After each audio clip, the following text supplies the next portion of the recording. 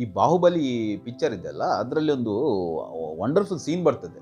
ಅದರಲ್ಲಿ ಏನು ರಾಣಿ ಇದ್ದಾಳೆ ಶಿವಗಾಮಿ ದೇವಿ, ಅರಮನೆಯಲ್ಲಿ ದೊಡ್ಡ ಒಂದು ದಂಗೆ ನಡೆದಿರ್ತದೆ, ಬಾಹುಬಲಿ ಹತ್ಯೆಯಾಗಿರ್ತದೆ. ಶಿವಗಾಮಿಯನ್ನು ಮತ್ತು ಆ ಚಿಕ್ಕ ಬಾಹುಬಲಿಯ ಚಿಕ್ಕ ಮಗುವನ್ನು ಕೂಡ ಕೊಲ್ಲಿಕ್ಕೆ ಪ್ಲಾನ್ ಆಗ್ತಾ ಇರ್ತದೆ. ಅವಳಿಗೆ ಗೊತ್ತಾಗ್ತದೆ, ಅವಳಿಗೆ ಅಲ್ಲಿಂದ ತಪ್ಪಿಸಿಕೊಂಡು ಆ ಮಗುವನ್ನು ಬದುಕಿಸ್ಲಿಕ್ಕೆ ಇರ್ತದೆ. ಆ ಒಂದು ಫೀಲಿಂಗ್ ಇರ್ತದೆ ಅವಳಲ್ಲಿ, ಹೇಗಾದರೂ ಮಾಡಿ ನಾನು ಈ ಮಗುವನ್ನು ಬದುಕಿಸ್ಬೇಕಂತ. ಅವಳೇನು ಮಾಡ್ತಾಳೆ, ನೀರಿಗೆ ಹಾರ್ತಾಳೆ ಬದುಕಲಿಕ್ಕೆ ಬೇಕಾದ್ರೆ. ತಾನು ನೀರಲ್ಲಿ ಮುಳುಗಿದ್ರು ಕೂಡ ಮಗುವನ್ನು ಲಿಫ್ಟ್ ಮಾಡಿ ಹಿಡಿತಾಳೆ. ಹೆಣ ಬರ್ತಾ ಇರ್ತದೆ. ಹೆಣ ಬಂದು ಬೆಳಿಗ್ಗೆ ಬೇರೆ ಒಂದು ಟ್ರೈಬ್ನವ್ರು ಇರ್ತಾರೆ, ಆ ಟ್ರೈಬ್ನವರಿಗೆ ಆ ಖಾಲಿ ಮಗು ನೀರಿನ ಮೇಲೆ ಇರ್ತದೆ. ನೀವು ನೋಡಿರ್ಬೋದು ಆ ಸೀನನ್ನು.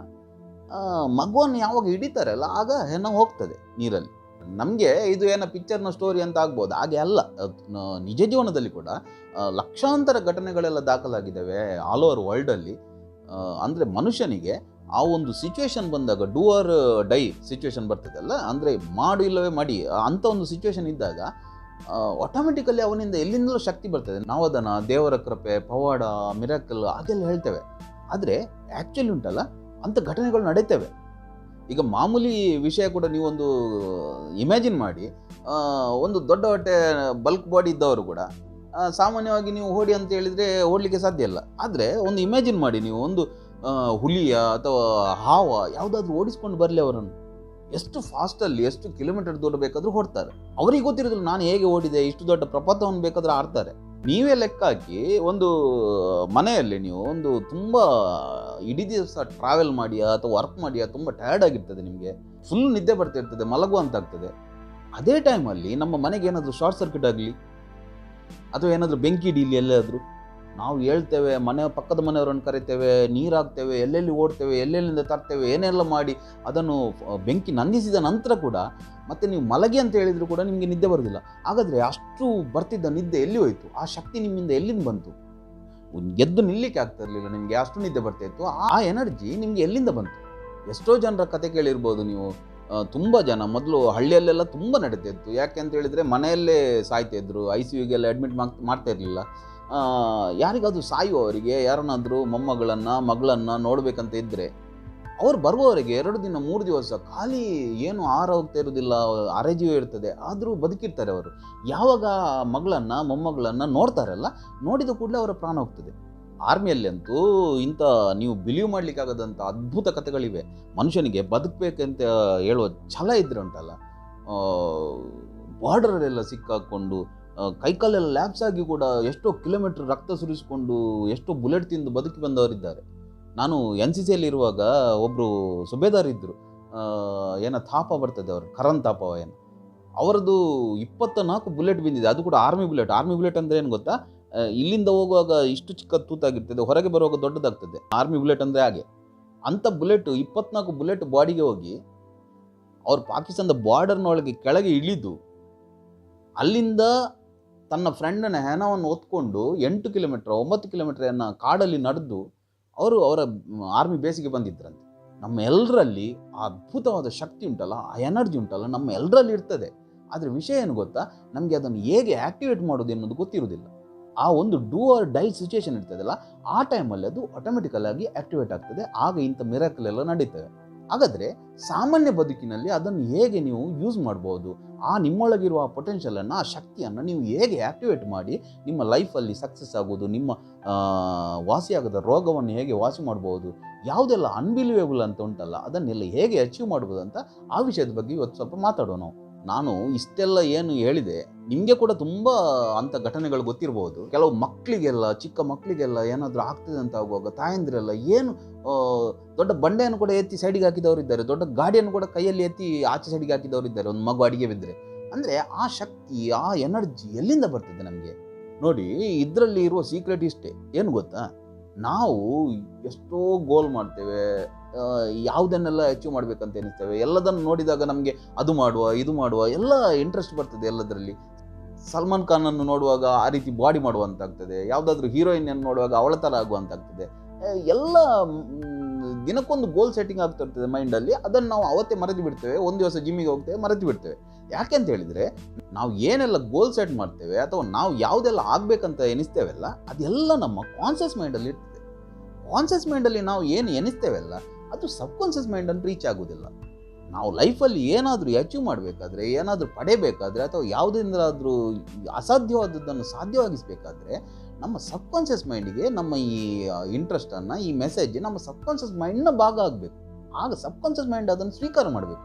ಹಾಗಾದ್ರೆ ಸಬ್ಕಾನ್ಷಿಯಸ್ ಮೈಂಡ್ ಹೇಗೆ ಸ್ವೀಕಾರ ಮಾಡ್ತದೆ ನೋಡಿ. ಸಬ್ಕಾನ್ಷಿಯಸ್ ಮೈಂಡ್ ಫೀಲಿಂಗ್ಗೆ ಸಂಬಂಧಪಟ್ಟದ್ದು, ಕಾನ್ಷಿಯಸ್ ಮೈಂಡ್ ತರ್ಕಕ್ಕೆ ಸಂಬಂಧಪಟ್ಟದ್ದು, ಲಾಜಿಕ್ಗೆ ಸಂಬಂಧಪಟ್ಟದ್ದು.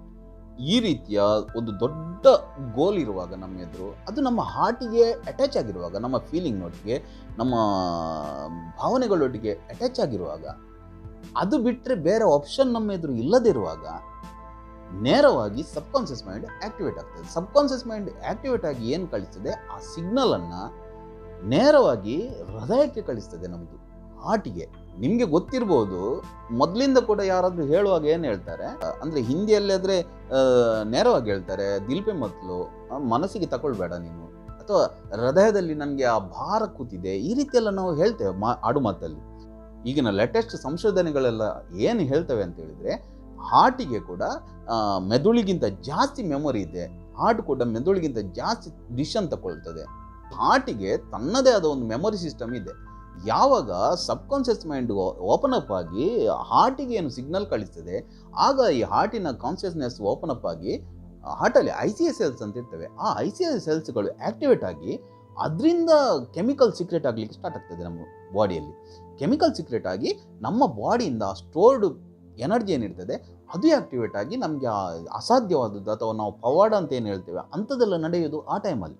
ಈ ರೀತಿ ನಿಮ್ಮ ಗೋಲ್ನನ್ನು ನಿಮ್ಮ ಇಮೋಷನ್ನೊಟ್ಟಿಗೆ ಟಚ್ ಮಾಡಲಿ, ನಿಮಗೆ ಹಾರ್ಟ್ ಕಾನ್ಷಿಯಸ್ನೆಸ್ಗೆ ನಿಮಗೆ ಕಳಿಸ್ಲಿಕ್ಕೆ ಸಾಧ್ಯ ಆದರೆ, ನಿಮ್ಮ ಸಬ್ಕಾನ್ಷಿಯಸ್ ಮೈಂಡ್ಗೆ ನೇರವಾಗಿ ಅದನ್ನು ಫೀಡ್ ಮಾಡಲಿಕ್ಕೆ ನಿಮಗೆ ಸಾಧ್ಯ ಆದರೆ, ಸಕ್ಸಸ್ ಎನ್ನುವುದು ನಿಮ್ಮ ಕಾಲಬುಡದಲ್ಲಿರ್ತದೆ. ನಿಮಗೆ ಯಾರು ಕೂಡ ನಿಮ್ಮನ್ನು ಆ ಸಕ್ಸಸ್ಸನ್ನು ಅಚೀವ್ ಮಾಡೋದಾಗೆ ನಿಮ್ಮನ್ನು ತಡೆಯಲಿಕ್ಕೆ ಯಾರಿಗೂ ಸಾಧ್ಯ ಇಲ್ಲ. ಮೊದಲೇ ಏನು ಮಾಡಬೇಕು ಗೊತ್ತಾ, ನೀವು ನಿಮ್ಮ ಒಳಗೆ ನೀವು 3 ಕ್ವಶನ್ ಕೇಳಬೇಕು. ವಾಟ್, ವೆನ್ ಆ್ಯಂಡ್ ವೈ ಅಂತ ಹೇಳಿದರೆ, ಏನು ಅಚೀವ್ ಮಾಡಬೇಕು, ನಿಮಗೆ ಯಾವುದನ್ನು ಅಚೀವ್ ಮಾಡಬೇಕು ಅಂದರೆ ನಿಮಗೆ ಕ್ಲಿಯರ್ ಪಿಕ್ಚರ್ ಇರಬೇಕು. ನೀವು ಏನನ್ನ ಲೈಫಲ್ಲಿ ನೀವು ಅಚೀವ್ ಮಾಡಬೇಕಂತ ಅದರ ಫುಲ್ ವರ್ಷನ್ ಇರಬೇಕು, ಅದರ ಫುಲ್ ಪಿಕ್ಚರ್ಸ್ ಇರಬೇಕು. ಯಾಕೆಂತ ಹೇಳಿದರೆ ಸಬ್ಕಾನ್ಷಿಯಸ್ ಮೈಂಡ್ನ ಭಾಷೆ ಪಿಕ್ಚರ್ನ ಭಾಷೆ. ಆದ್ದರಿಂದ ನಮಗೆ ನಾವು ಏನು ಅಚೀವ್ ಮಾಡಬೇಕಾ ಅದರ ಬಗ್ಗೆ ಕ್ಲಿಯರ್ ಪಿಕ್ಚರ್ ನಮ್ಮ ಮೈಂಡಲ್ಲಿ ಇರಬೇಕು.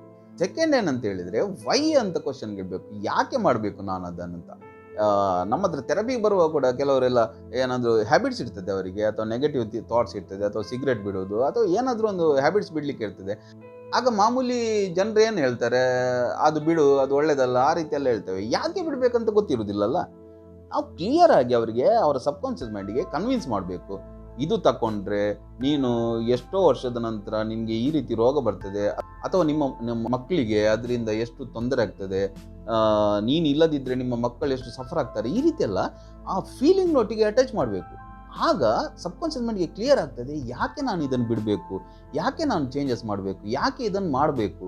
ಈ ರೀತಿ ವೈ ಎನ್ನುವ ಪ್ರಶ್ನೆಗೆ ನೀವು ಮೊದಲು ಕ್ಲಿಯರ್ ಆಗಿ ನಿಮ್ಮ ಮನಸ್ಸಿನ ಫೀಲಿಂಗ್ಸ್ನೊಟ್ಟಿಗೆ ಅದನ್ನು ಅಟ್ಯಾಚ್ ಮಾಡಿಸಿದರೆ ಅದು ಸಬ್ಕಾನ್ಷಿಯಸ್ ಮೈಂಡಿಗೆ ರೀಚ್ ಆಗ್ತದೆ. ಮೂರನೇದು ಏನಂತ ಹೇಳಿದರೆ, ವೆನ್ ಅಂತ ನಮಗೆ ಗೊತ್ತಿರಬೇಕು. ಎಷ್ಟು ಟೈಮಲ್ಲಿ, ಒಂದು 2 ವರ್ಷವ, 1 ವರ್ಷವ, ಎಷ್ಟು ಟೈಮಲ್ಲಿ ನಾನು ಅಚೀವ್ ಮಾಡಬೇಕು ಅಂತ ಹೇಳಿದರೆ ನಾವೇನು ಹೇಳ್ತೇವೆ, ನನಗೆ ಅದು ಬೇಕು. ಯಾವಾಗ ಬೇಕು? ಸಬ್ಕಾನ್ಷಿಯಸ್ ಮೈಂಡಿಗೆ ಕ್ಲಿಯರ್ ಇರುವುದಿಲ್ಲಲ್ಲ. ನೀವು ಇನ್ನೊಂದು ಮನಸ್ಸಿನ ಗುಣ ಏನಂತ ಹೇಳಿದರೆ, ಅದು ಮನಸ್ಸು ಯಾವತ್ತೂ ಕೂಡ 2 ಆಪ್ಷನ್ ಅಂತ ತಗೊಳ್ತದೆ, ಒಂದು ಪೇನ್ ಮತ್ತು ಒಂದು ಪ್ಲೆಜರ್ ಅಂತ. ಪೇನ್ ಅಂದರೆ ಯಾವುದರಿಂದ ಪೇನ್ ಸಿಗ್ತದ, ಯಾವುದರಿಂದ ನೋವು ಸಿಗ್ತದ ಅದನ್ನು ಮನಸ್ಸು ರಿಜೆಕ್ಟ್ ಮಾಡ್ತದೆ. ಯಾವುದರಿಂದ ಪ್ಲೆಜರ್ ಸಿಗ್ತದ, ಖುಷಿ ಸಿಗ್ತದ, ಅದನ್ನು ಮನಸ್ಸು ಸ್ವೀಕಾರ ಮಾಡ್ತದೆ. ಯಾಕೆಂತ ಹೇಳಿದರೆ ನಮಗೆ ಗೊತ್ತಿರ್ತದೆ, ನಮಗೆ ಹೆಲ್ತಿಯಾಗಿರಬೇಕು, ಯೋಗ ಮಾಡಬೇಕು, ಧ್ಯಾನ ಮಾಡಬೇಕು, ವಾಕಿಂಗ್ ಮಾಡಬೇಕು, ಎಕ್ಸಸೈಸ್ ಮಾಡಬೇಕು, ಎಲ್ಲ ಗೊತ್ತಿರ್ತದೆ. ಆದರೆ ಅದನ್ನು ಮಾಡಲಿಕ್ಕೆ ನಮಗೆ ಆಗೋದಿಲ್ಲ. ಬೇರೆ ಜಂಕ್ ಫುಡ್ ತಿನ್ನಬಾರ್ದು, ಡ್ರಿಂಕ್ಸ್ ಮಾಡಬಾರ್ದು, ಸಿಗರೇಟ್ ಸ್ಮೋಕ್ ಮಾಡಬಾರ್ದು, ಎಲ್ಲ ಗೊತ್ತಿರ್ತದೆ. ಆದರೆ ಅದನ್ನು ಮಾಡ್ತೇವೆ. ಯಾಕೆಂತ ಹೇಳಿದರೆ ಅದರಿಂದ ಪ್ಲೆಜರ್ ಸಿಗ್ತದೆ ಮನಸ್ಸಿಗೆ. ಇದನ್ನು ನಾವು ಪೇನ್ ಅಂತ ತಗೊಳ್ತೇವೆ. ಮತ್ತು ನೀವು ಯಾವುದನ್ನು ಕೂಡ ನಮಗೆ ತಲೆಗೆಲ್ಲ ಹಾಕಿರ್ತಾರೆ, ನೀವು ಧ್ಯಾನ ಮಾಡೋದು ಅಂತ ಹೇಳಿದರೆ ಹೀಗೆ ಕೂತ್ಕೊಳ್ಳೋದು ಗಟ್ಟಿಯಾಗಿ, ಅಥವಾ ಅದೊಂದು ಎಲ್ಲವನ್ನು ಉಂಟಲ್ಲ, ನಾವು ಒಂಥರ ನೋವಿನ ಥರ, ಅದೇ ಪೇನ್ ಆ್ಯಂಡ್ ಪ್ಲೆಜರಲ್ಲಿ ನಾವು ಅದನ್ನು ಪೇನ್ ಥರ ತಗೊಂಡಿರ್ತೇವೆ. ಅಯ್ಯೋ ಧ್ಯಾನ ಮಾಡಬೇಕೆ, ಪೂಜೆ ಮಾಡಬೇಕೆ, ಜಪ ಮಾಡಬೇಕೆ, ಯೋಗ ಮಾಡಬೇಕೆ, ಹಾಗೆಲ್ಲ. ಧ್ಯಾನ ಅಂತ ಹೇಳಿದರೆ ನೀವೇನು ಅದಕ್ಕೆ ಅಂತಲೇ ಒಂದು ಟೈಮ್ ಇಡಬೇಕಂತಿಲ್ಲ. ಧ್ಯಾನ ಅಂತ ಹೇಳಿದರೆ ನಿಮ್ಮ ಒಳಗೆ ನೀವು ರೀಚ್ ಆಗುವುದು, ನಿಮ್ಮ ಒಳಗೆ ಕ್ವಶನ್ ಮಾಡ್ಕೊಳ್ಳೋದು. ನೀವು ಸುಮ್ಮನೆ ನೀವು ಚೇರಲ್ಲಿ ಕೂತು ಕೂಡ ಹೀಗೆ ಕೂತಲ್ಲಿ ನಿಮ್ಮೊಳಗೆ ಕೇಳ್ತಾ ಇರ್ಬೋದು. ಅಥವಾ ರಾತ್ರಿ ಮಲಗುವ ಮೊದಲು ಅಥವಾ ಬೆಳಿಗ್ಗೆ ಎದ್ದಾಗ ನಿಮ್ಮೊಳಗೆ ಕೇಳ್ಕೊಳ್ಳಿ, ಶಾಂತವಾಗಿ ಸ್ವಲ್ಪ ಕೂತು, ನಾನು ಹೇಗೆ ಈ ಸಕ್ಸಸ್ಸನ್ನು ಅಚೀವ್ ಮಾಡ್ಬೋದು? ಇದಕ್ಕೆ ಯಾವ ರಸ್ತೆ ಇದೆ? ಯಾವ ಮಾರ್ಗದ ಮೂಲಕ ನಾನು ಹೋಗ್ಬೋದು? ನಿಮ್ಮೊಳಗೆ ಕೇಳಿ ಉತ್ತರ ಬರುತ್ತೆ. ನಿಮ್ಮ ಸಬ್ಕಾನ್ಷಿಯಸ್ ಮೈಂಡಿಗೆ ಅದು ಕಲೆಕ್ಟಿವ್ ಕಾನ್ಷಿಯಸ್ನೆಸ್, ಬ್ರಹ್ಮಾಂಡದ ಕಾನ್ಷಿಯಸ್ನೆಸ್ ಮತ್ತು ನಿಮ್ಮ ಕಾನ್ಷಿಯಸ್ನೆಸ್ ಬೇರೆ ಬೇರೆ ಅಲ್ಲ, ಎಲ್ಲ ಇಂಟರ್ ಕನೆಕ್ಟೆಡ್. ಎಲ್ಲರೂ ಒಬ್ರಿಗೊಬ್ರು ಇಂಟರ್ ಕನೆಕ್ಟೆಡ್ ಆಗಿರ್ತೇವೆ ನಾವು. ನಿಮ್ಗೆ ಗೊತ್ತಿಲ್ಲ ಅಷ್ಟೇ. ನಾವು ನಮ್ಮೊಳಗೆ ಕೇಳಿದಾಗ ನಮಗೆ ಉತ್ತರ ಬಂದೇ ಬರ್ತದೆ. ಸ್ವಲ್ಪ ಶಾಂತವಾಗಿ ಸ್ವಲ್ಪ ನಮ್ಮೊಳಗೆ ಮಾತಾಡೋದನ್ನು ಅಭ್ಯಾಸ ಮಾಡ್ಕೊಳ್ಬೇಕು. ನಾನು ಹೇಗೆ ಏನಿದ್ದೇನಾ, ಇದಕ್ಕಿಂತ ಹೊಸದಾಗಿ ನನ್ನನ್ನು ಅಪ್ಡೇಟ್ ಹೇಗೆ ಮಾಡ್ಕೊಳ್ಬೋದು ನಾವು?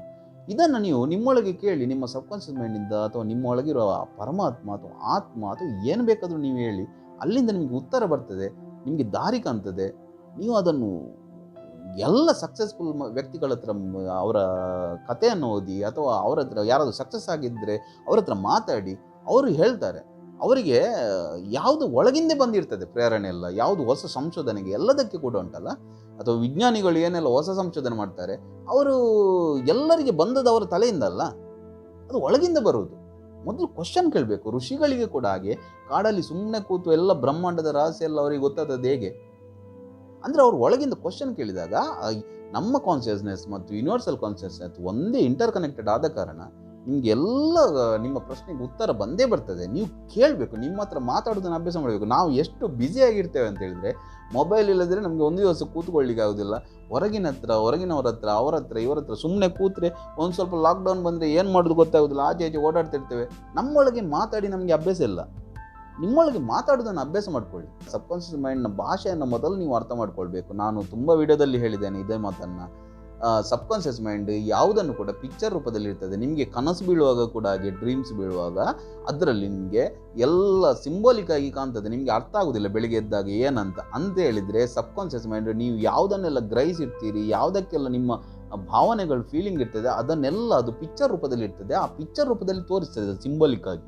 ನಾಯಿ ಅಂತ ಹೇಳಿದ ಕೂಡಲೇ ಒಂದು ವರ್ಡ್ ಹೇಳಿದರೆ ನಿಮ್ಮ ತಲೆಯಲ್ಲಿ ನಾಯಿಯ ಪಿಕ್ಚರ್ ಬರ್ತದೆ. ಅಥವಾ ಒಂದು ಮಸಾಲ ದೋಸೆ ಅಥವಾ ಐಸ್ ಕ್ರೀಮ್ ಅಂತ ಹೇಳಿದ ಕೂಡಲೇ ನಿಮ್ಮ ತಲೆಯಲ್ಲಿ ಅದರ ಪಿಕ್ಚರ್ ಬರ್ತದೆ. ಯಾಕೆ ಅಂತ ಹೇಳಿದರೆ, ನಿಮ್ಮ ಸಬ್ಕಾನ್ಷಿಯಸ್ ಮೈಂಡ್ ಪಿಕ್ಚರ್ ರೂಪದಲ್ಲಿ ಅದನ್ನು ಇಟ್ಕೊಳ್ತದೆ ತನ್ನಲ್ಲಿ. ಆದ್ದರಿಂದ ನೀವು ಎಲ್ಲದಕ್ಕೆ ಕೂಡ ಉಂಟಲ್ಲ, ಮೊದಲು ನಿಮ್ಮ ಒಳಗೆ ಏನು ಪಿಕ್ಚರ್ ಇದೆ ಅಂತ ನೋಡಬೇಕು. ಇದಕ್ಕೆ ಮೆಟಫರ್ ಅಂತ ಹೇಳ್ತೇವೆ ಅಥವಾ ಸಂಕೇತ ಅಂತ ಹೇಳ್ತೇವೆ. ಅಂತ ಹೇಳಿದರೆ, ಈಗ ನಾನೊಂದು ನಿಮ್ಮನ್ನು ಟೆಸ್ಟ್ ಮಾಡ್ತೇನೆ. ಸ್ವಲ್ಪ ನೀವು ಅಲರ್ಟಾಗಿ ಕೂತ್ಕೊಳ್ಳಿ, ಸ್ವಲ್ಪ ಕಾನ್ಷಿಯಸ್ ಆಗಿ ನನ್ನ ಮಾತನ್ನು ಕೇಳಿ. ಯಾವುದನ್ನು ಯೋಚನೆ ಮಾಡಲಿಕ್ಕೆ ಹೋಗಬೇಡಿ. ನಾನೀಗ ಹೇಳ್ತೇನೆ ಸಲ್ಮಾನ್ ಖಾನ್, ಆಗ ನಿಮ್ಮ ತಲೆಯಲ್ಲಿ ಏನು ಬರ್ತದೆ? ಒಬ್ಬ ಸ್ಟ್ರಾಂಗ್, ಶರ್ಟ್ ಎಲ್ಲ ತೆಗೆದ ಒಂದು ಡೈನಾಮಿಕ್ ಪರ್ಸನಾಲಿಟಿ ನಿಮ್ಮ ಮೈಂಡಲ್ಲಿ ಬರ್ತದೆ.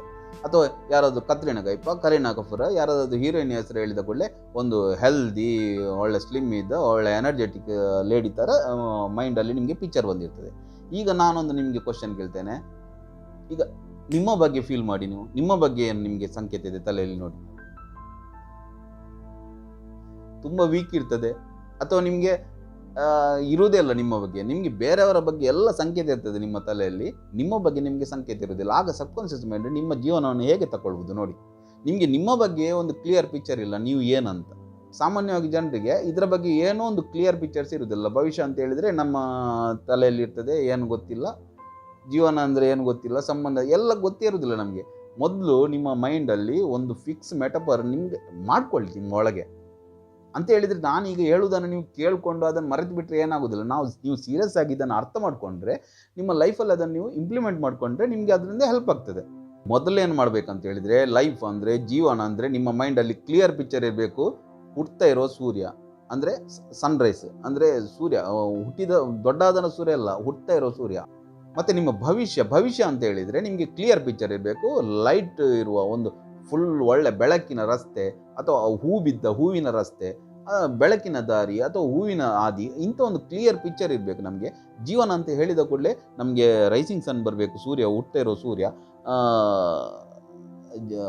ನನ್ನ ಫ್ಯೂಚರ್ ಅಂತ ಹೇಳಿದ ಕೂಡಲೇ ನಿಮಗೆ ಬೆಳಕಿನ ದಾರಿ ಅಥವಾ ಹೂವಿನ ಹಾದಿ ಕಾಣಬೇಕು. ಮತ್ತು ಸಂಬಂಧಗಳಂತ ಹೇಳಿದ ಕೂಡಲೇ ಬೆಳೆತಿರುವ ಮರ, ದೊಡ್ಡ ಮರ, ಗಟ್ಟಿಯಾದ ಮರ, ಚಿಗುರ್ತಿರುವ ಮರ. ಈ ರೀತಿ ಕ್ಲಿಯರ್ ಪಿಕ್ಚರ್ ಮಾಡಿಕೊಂಡ್ರೆ ನಿಮ್ಮ ಸಬ್ಕಾನ್ಷಿಯಸ್ ಮೈಂಡಿಗೆ ಹೇಳ್ತೇವಲ್ಲ, ನಮ್ಮ ಸಬ್ಕಾನ್ಷಿಯಸ್ ಮೈಂಡ್ ಅಂತ ಹೇಳೋದು ಒಂದು ಕುದುರೆ ಥರ. ಕುದುರೆ ಓಡ್ತಾ ಇರ್ತದೆ. ಅದು ಹೇಗೆ ಓಡ್ತಾ ಇರ್ತದೆ? ಅದನ್ನು ನೀವು ಬಿಟ್ಟರೆ ಕೂಡ ಓಡ್ತಾ ಇರ್ತದೆ, ನೀವು ಕಂಟ್ರೋಲ್ ಮಾಡಿದರೆ ಕೂಡ ಓಡ್ತಾ ಇರ್ತದೆ. ಆದರೆ ನೀವು ಕುದುರೆಯನ್ನು ಕಂಟ್ರೋಲ್ ಮಾಡಿ ಕರೆಕ್ಟ್ ನಿಮಗೆ ಬೇಕಾದಲ್ಲಿಗೆ ತಗೊಂಡು ಹೋದರೆ ನಿಮ್ಮ ಗೋಲನ್ನು ರೀಚ್ ಮಾಡ್ಬೋದು. ಅದು ಬಿಟ್ಟು ಸುಮ್ಮನೆ ಅದರ ಮೇಲೆ ಕೂತ್ರೆ ಕುದುರೆ ಎಲ್ಲೆಲ್ಲಿ ಹೋಗಿ ಯಾವುದಾದ್ರೂ ಒಳಗೆ ಯಾರಿ ಅಥವಾ ಪ್ರಪತ್ತಕ್ಕೆ ಬಿದ್ದ ಎಲ್ಲಿ ಬಿದ್ದ ನಿಮ್ಮ ಜೀವನ ಹಾಳಾಗ್ತದೆ. ಆದ್ದರಿಂದ ನಿಮ್ಮ ಮನಸ್ಸನ್ನು ನಿಮಗೆ ಹೇಗೆ ಬೇಕಾ ಅದೇ ರೀತಿ ಸೆಟ್ ಮಾಡಿಕೊಳ್ಬೇಕು ನೀವು, ಇದೇ ರೀತಿಯ ಮೆಟಫರ್ಗಳ ಮೂಲಕ. ಇದೆಲ್ಲ ಏನು ದೊಡ್ಡ ಕಷ್ಟದ ಕೆಲಸ ಅಲ್ಲ. ನೀವು ಅದನ್ನು ಅರ್ಥ ಮಾಡಿಕೊಂಡು ಅದನ್ನು ಲೈಫಲ್ಲಿ ಇಂಪ್ಲಿಮೆಂಟ್ ಮಾಡ್ಕೊಳ್ಬೇಕು, ಅಷ್ಟೇ ವಿಷಯ. ಸಿಂಪಲ್ ವಿಷಯ, ಟೆಕ್ನಿಕ್. ಒಂದು ಮೈಂಡಲ್ಲಿ ನಿಮಗೆ ಲೈಫ್ ಅಂತ ಹೇಳಿದರೆ ಈ ರೀತಿಯ ಪಿಕ್ಚರ್ ಬರಬೇಕು, ಭವಿಷ್ಯ ಅಂತ ಹೇಳಿದರೆ ಈ ರೀತಿ ಪಿಕ್ಚರ್ ಬರಬೇಕು. ಈ ರೀತಿ ಎಲ್ಲ ಬಂದರೆ ನಿಮ್ಮ ಒಳಗೆ ಏನು ರಾಂಗ್ ಪ್ರೋಗ್ರಾಮಿಂಗ್ ಆಗುತ್ತದೆ ಅದು ಕ್ಲಿಯರ್ ಆಗಿ ನಿಮ್ಮ ಜೀವನದಲ್ಲೇ ಆಗಲಿ, ರಿಲೇಷನ್ಶಿಪ್ಪಲ್ಲೇ ಆಗಲಿ, ಅಥವಾ ಆರೋಗ್ಯ ಹೆಲ್ತಲ್ಲಾಗಲಿ, ಅಥವಾ ಯಾವುದೇ ಲೈಫಲ್ಲಿ ಎಲ್ಲದರಲ್ಲಿ ಕೂಡ ನೀವು ಹಾರ್ಟಿಗೆ ಅಥವಾ ಸಬ್ಕಾನ್ಷಿಯಸ್ ಮೈಂಡಿಗೆ ನೀವು ನೇರವಾಗಿ ಫೀಡ್ ಮಾಡೋ ಮೂಲಕ ಎಲ್ಲ ರೀತಿಯ ಸಕ್ಸಸ್ಸನ್ನು, ಎಲ್ಲ ರೀತಿಯ ನಿಮ್ಮ ಗೋಲನ್ನು ಅಥವಾ ಒಂದು ಹೆಲ್ದಿ ಲೈಫನ್ನು ನೀವು ಲೀಡ್ ಮಾಡ್ಬೋದು. ಇವತ್ತಿಗೆ ಇಷ್ಟು ಸಾಕು. ನಮಸ್ಕಾರ.